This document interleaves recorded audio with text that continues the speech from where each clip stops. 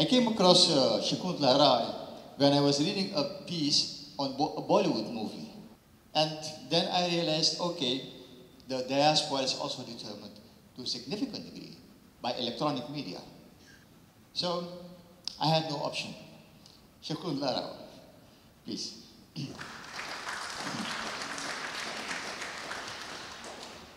Thank you, Professor Gauricharan, and inviting me to the conference in beautiful Hague and this beautiful building. I have to say, and I agree with him, I'm an interloper here. Right before I got on the plane, I read the book Diaspora for Dummies, and that's where I am in my academic position. I really come from the third space. I know some of you know what third space is, and I don't say this in a complimentary way. I teach journalism, media studies, journalism ethics. I teach television.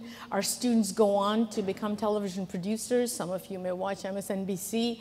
And you know, the Rachel Maddow show, the EP is my student. So I have students who sort of do very hands-on television work. That's what my department is known for. So when I appear here among historians and well-known sociologists and economists, I'm in existential crisis. So please cut me some slack, and I'm happy not to take any questions at the end as well. Having said that, I am going to make some, I do have some background, I guess, in communication media studies, and so I can talk about that within the diasporic context. And I have a paper, I'm just going to read parts of it. So what I'm going to talk about today is a much more contemporary discussion from what I've heard last 2 days, though I have enormous respect for you all historians, and I sort of understand what that means. But I'm going to speak of the diasporic experiences for the past 25 years, and within the location of the post-1965 Indian American migration, but most explosively starting in the early 1990s. I know some of you have studied that era. This is the period of liberalization and privatization of the Indian economy, which also coincided with the enormous rise of what we call the F1 student visa to the United States. And this is the third generation of Indian migrants, and this is the diaspora I am most referred to today in my talk. So having given all these disclaimers, see, I do invoke history from time to time. And in this case, I think just momentarily I must. Indian immigration to the United States goes back to the 1890s, when there were a large number of Sikh farmers, some of you may have studied them, who moved to California and established their farm. These farms, mostly in the Central Valley, akin to Punjab, from where most of these farmers came. And they planted troves of, interestingly, peach and prune orchards, which are still very much in place. Those farms are fully functional, with 60% of those peaches coming from those Yuba and Sutter County farms.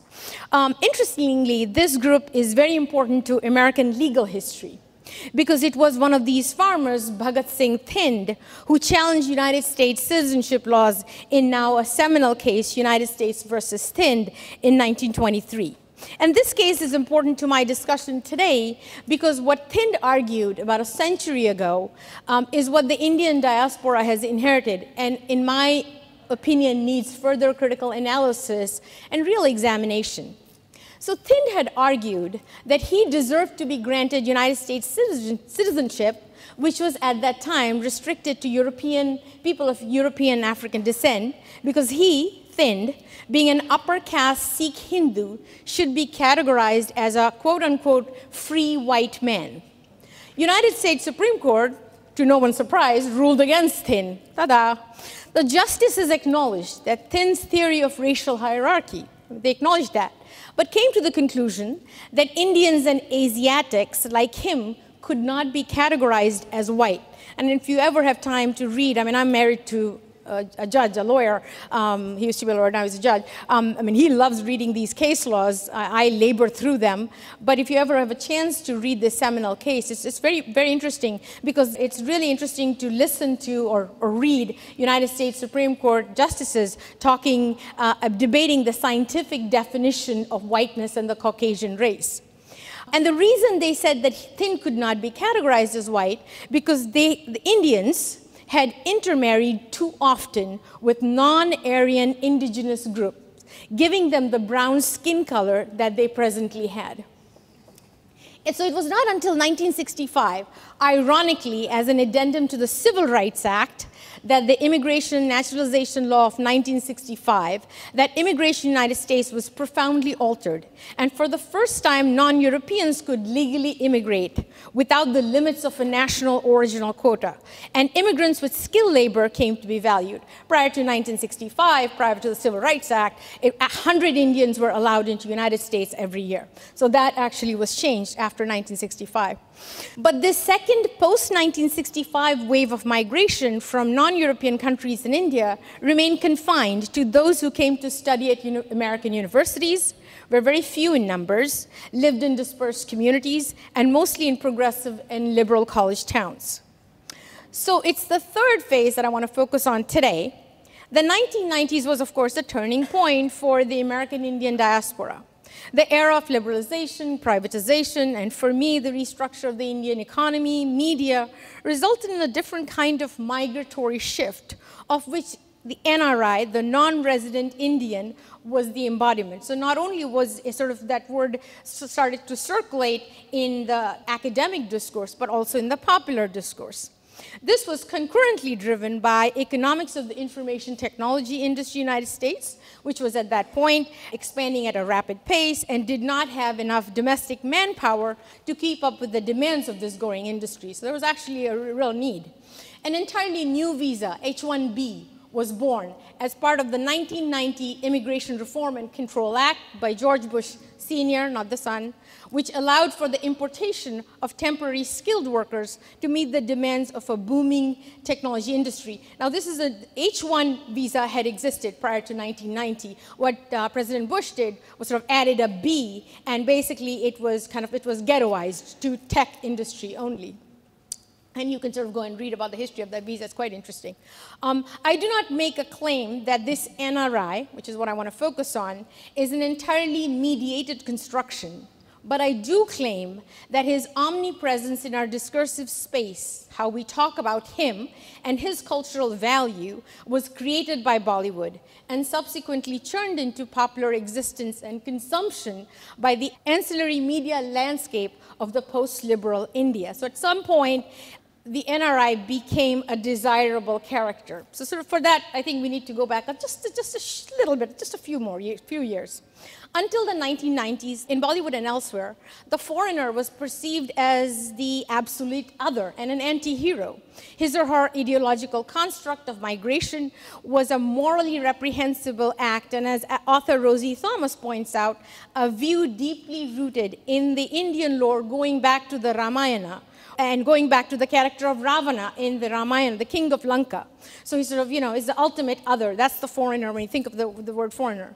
The earliest rendition of this dichotomy is best exemplified in the 1970 movie Purabar Paschim. I'm assuming some of you have already watched it multiple times.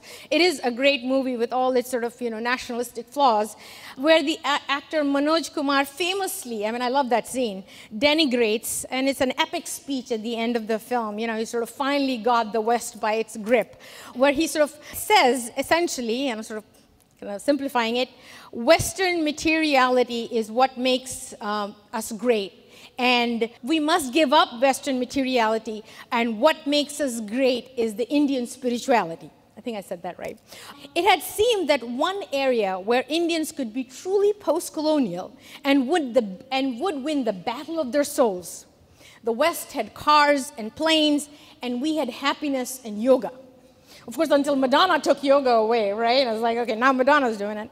Historian Mrinalini Sinha, and I know some of you have quoted Mrinalini Sinha today, it's a wonderful book, The Manly Englishman and the Effeminate Bengali, charts this binary claim back to the British official discourse of 1880s, which had claimed its superiority in chivalry and courage, in opposition to the effeminate and cowardly native.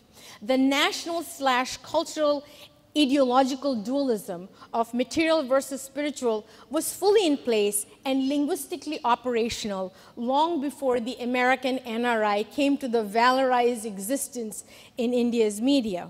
For me, of course, having studied Bollywood, the critical moment was the rise and the success of Shah Rukh Khan. I don't know if anybody here knows Shah Rukh Khan and is in love with Shah Rukh Khan. You don't have to raise your hand. The Bollywood actor. In two of his early films, Dilwale Dulhania Le Jayenge and Pardes, again, I'm sure some of you have stayed all night watching these, and it's a marathon bridge. I'm in South Africa, it's like they love him, right? He was one of the first who gave the characters of Indian origins a totally different connotation and essentially invented the cinematic diaspora.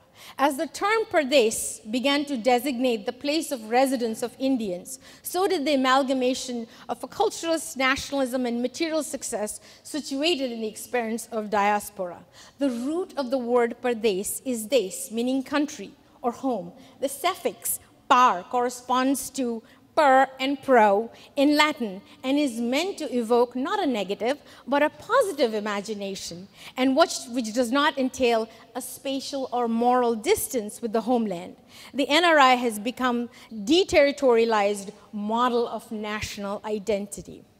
On and off screen, Shah Rukh Khan's American / Western NRI, and I do want to say, I don't want to make a point here, footnote here, that I keep on saying the American NRI. In fact, if you go back and watch these films from that era, you will notice it's not just Shah Rukh Khan, so all the characters who sort of were going to Pardes would come back and like, Mom, main wapas aa gaya hu, I've come back, and the ma says, Beta, and he says, main America se engineer ban ke aa gaya hu, right? I've come back from America and now I'm an engineer. I mean, there's a real clear distinction that he's not coming from Guyana, he's not coming from South Africa, he's coming from America.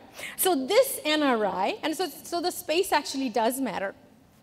This NRI had become the symbol of the Indian achiever, a kind of hyper, you want to call it uber Indian, who's able to assert his ethnic and national identity in a profoundly globalized world. So who is he? He's wealthy, he's capitalist, he's light-skinned, he's male, he's North Indian, he's family-oriented, and a devout Hindu.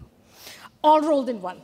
In Dilwale Dulhania Le Jayenge, Pardes, Kuch Kuch Hota Hai, Kabhi Khushi Kabhi Gum, Kal Ho Na Ho, Swadesh to a certain extent, though I think we can, I know there are quite a few Bollywood fans, we can sparse out the sort of the differences between these films.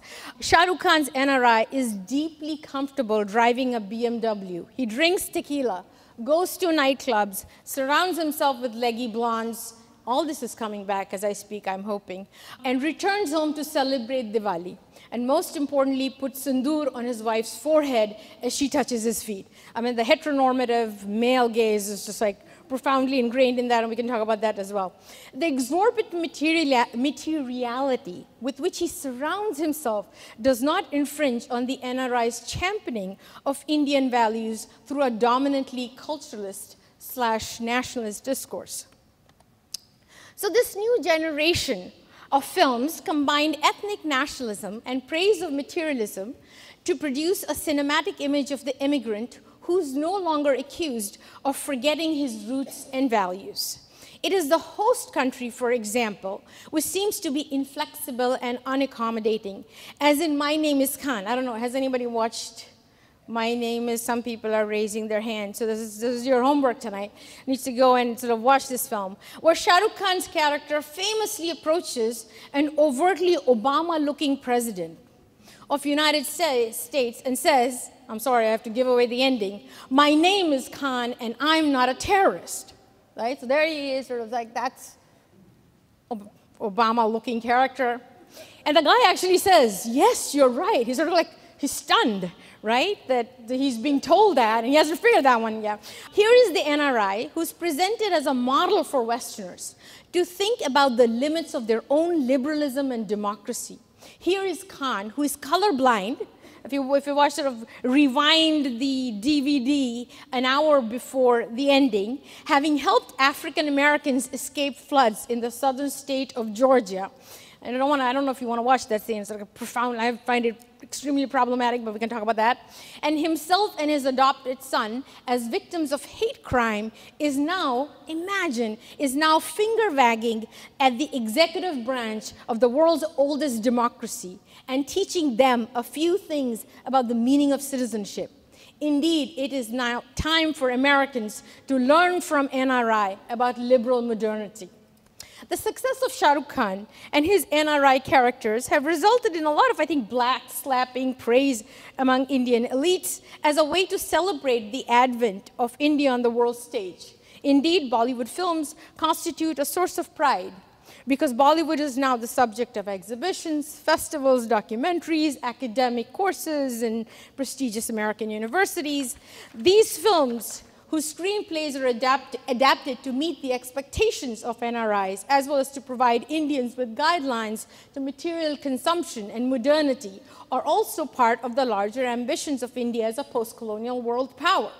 It's not unusual to open the pages of the most recent Indian newspapers and see the glitzy successes of Indian Americans. They are, after all, as one of the authors who just published a book, the 1% of the diaspora, right? So they're sort of the, whether you want to call it dollar diaspora. It's a fact. The CEOs of MasterCard, Pepsi, Microsoft, and Google are all first-generation Indian Americans, as are CEOs of several top hedge funds on Wall Street. Okay, some of them are in prison, but that's a different. These men, and they're all men except one, who are the representational epitome of the post-1990 generation of immigrants. While Shah Rukh Khan continued making films which represented NRIs, NRIs began to engage with the homeland in different ways, I would say between the mid-2000s, if you want to chart that trajectory. Although Khan's rise coincided with the ascendancy of Bharatiya Janata Party, BJP, which advanced the idea of a muscular Hindutva, Khan's celebrity status has challenged the BJP's construction of identity. Khan's own personal biography, if you ever want to read Anupama Chopra's sort of very nuanced understanding of his life, provides a much more tempered and globalized portrait of Indian identity that counters BJP's notion of a fundamentalist Hindu citizen in violent contention with minority Muslims. And in her biography, Khan, Anupama Chopra, and I want to sort of recount a little bit from that book, a seminal moment in Shah Rukh Khan's life when he plays Hanuman. In a neighborhood theater, Khan, at that time 10, a Muslim boy, was cast as a monkey warrior and asked to recite praise to the commander Ram, praise to Hanuman, son of the wind. Khan loved the adulation he received on stage, and the fact that he began his career as an artist playing Hanuman, calling out the name of the most sacred of all Hindu gods, Lord Rama, left an indelible mark on him. So he talks about that at many different times, if you go back and read some of his interviews. And even during his boyhood, and definitely later, Khan began living and performing a kind of religious hybridity that translated into a global secularity amid some of India's worst sectarian violence. And while Shah Rukh Khan's cinematic representation of NRI exemplarity were at first successful, these audiences had begun to shift politically. What was emerging was a muscular, majoritarian Hindu NRI who was, I believe, in my opinion, was grandfathered into the earlier image of the nationalist NRI. So the transition to the majoritarian NRI was now precipitated less by Bollywood, but I believe more by Twitter, Facebook, WhatsApp, and social media. So we have the virtual homeland that had come to replace, not entirely, but I think has come to replace in many ways, the cinematic homeland. And I call this era of digital weaponization of NRI exemplarity. And this was a time of renewed digital proximity to the homeland. And one has to, at the same time, examine the complicated social, cultural, and political matrix happening in India during this time to understand sort of what is happening elsewhere. The rise of Narendra Modi as the Chief Minister of Gujarat has been well studied by political scientists and sociologists, especially what came to be known as Gujarat model. There's a whole group of sort of writings in different journals and some great research, especially among economists, I believe. The decade while Modi was Chief Minister, Gujarat did well in terms of overall economic growth in every sector. According to Christopher Jefferlot, Modi was able to tune into the constituency that comprised of an expanding urban, what Modi himself often referred to as the neo-middle class, benefiting from years of such rapid economic growth.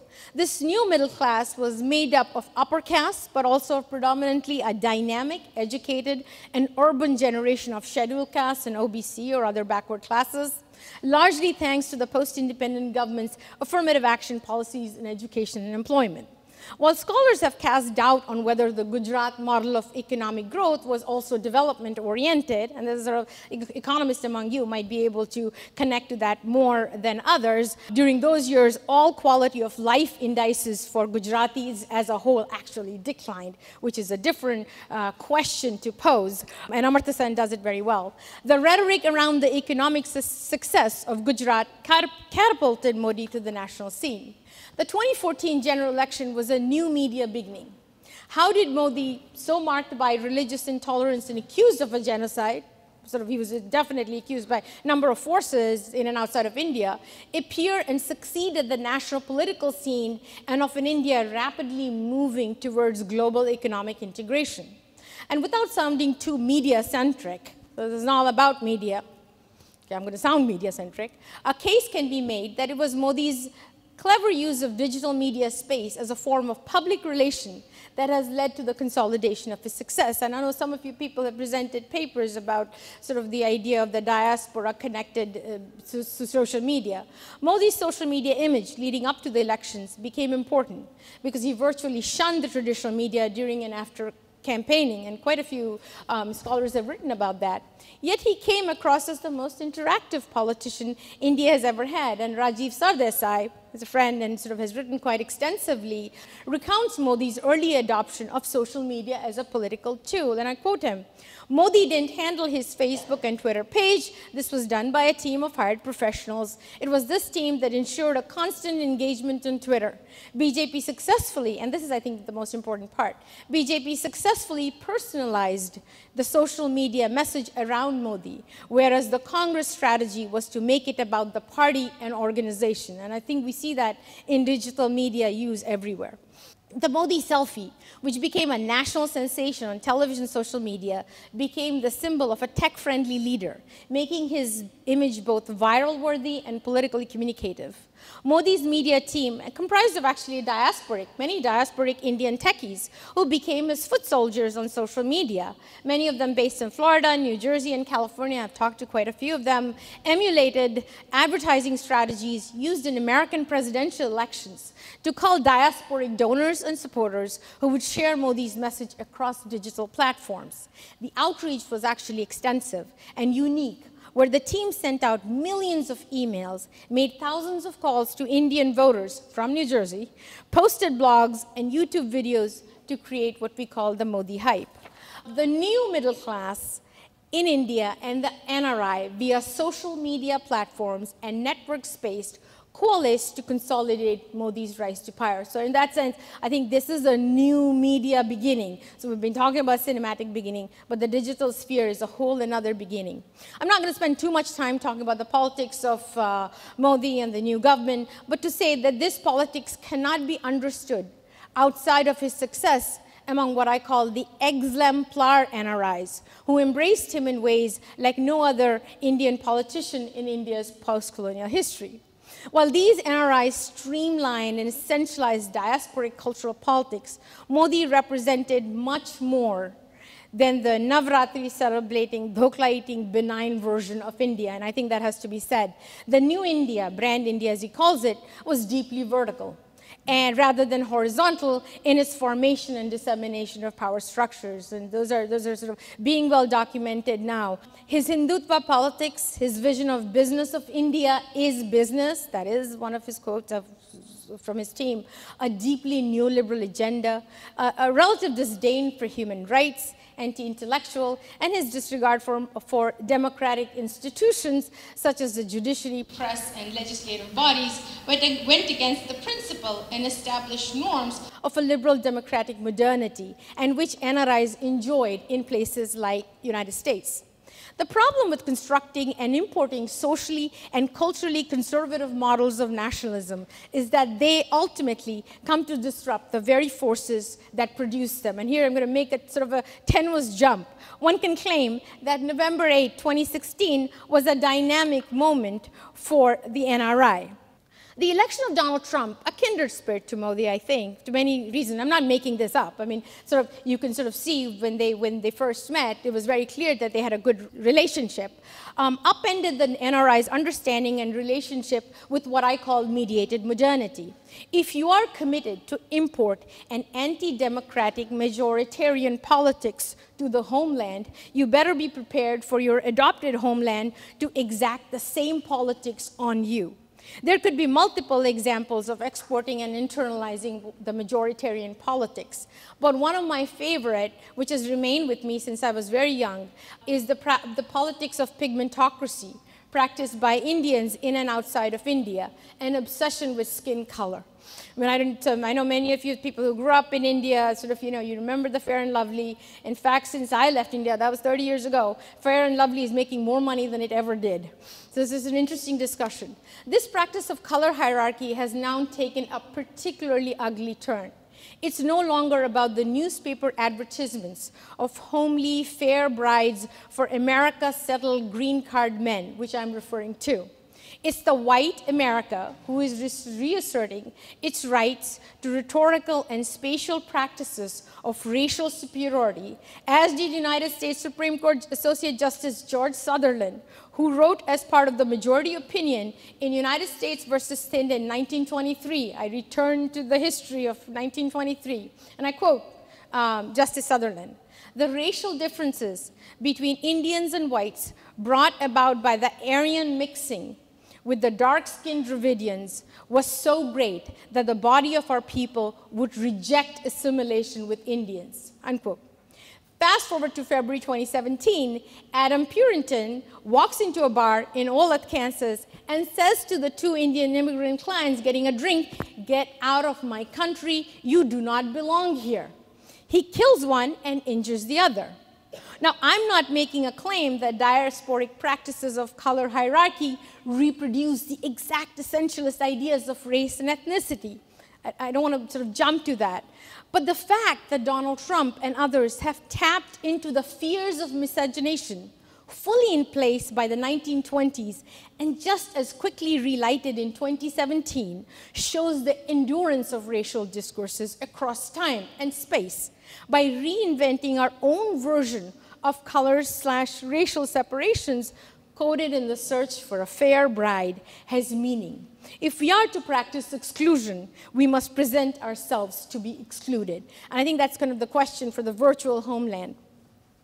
And I want to conclude here. Just a few thoughts. These are very broad thoughts, and I don't know if I have answers to these broad thoughts, but I wanted to put it out there.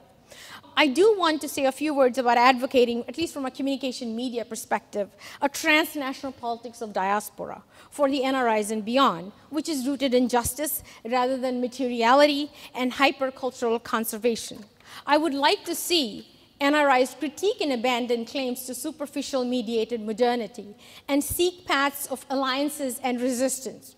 In the United States, I'm very much involved with this group called DRUM, Bases Rising Up, to form alliances with African Hispanic Americans to address discrimination in education and workplace. NRIs must also work towards strengthening democratic institutions, which would mean more involvement in electoral politics and grassroots advocacy. NRIs must support transnational civil society movements and social media initiatives which are justice-centered towards the majority of Indians. And it's this where the homeland sort of comes into play in a different way. The approximately 800 million people who live in rural communities in India and 450 million who continue to live in abject poverty. We must critique, and this is very important in my discipline, idolized web or cinematic web representation of NRI, which reinforce, in my opinion, a techno-nationalist web cultural identity based on hierarchies of heteronormative emphasis on upper caste, upper class, Hindu male and his family. Finally and foremost, and this could be kind of the one that I always struggle with, we must walk away from the model minority discourse which Thind claimed in 1923, and which continues to percolate in NRI communicative practices, racial politics, economic and spatial segregation. For diaspora, modernity has to be recaptured. Modernity is not a bad word. I like that word. In words of one of my favorite Dutch philosopher, Johan Camp, we must adopt modernity as a practice of social justice and deliberative discourse rather than a purely commercial exercise. I'm going to stop here. Thank you very much for listening to me. Water. Of course.